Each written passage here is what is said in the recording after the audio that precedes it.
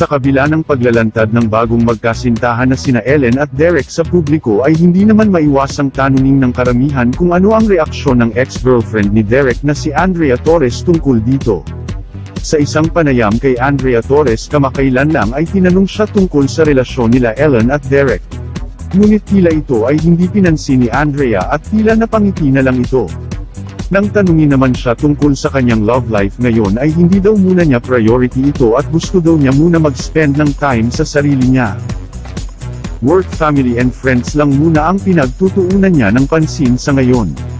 Matatandaang noong Nobyembre kinumpirma ni Derek Ramsey na hiwalay na sila ni Andrea Torres. Isinagawa nito ang kumpirmasyon ng magkomento ang isa nitong fan sa social media. Inakusahan kasi ng fan ang actress na mayroong third party kaya sila naghiwalay. Ipinagtanggol ng aktor ang dating nobya at nilinaw na walang sangkot na ibang tao o third party.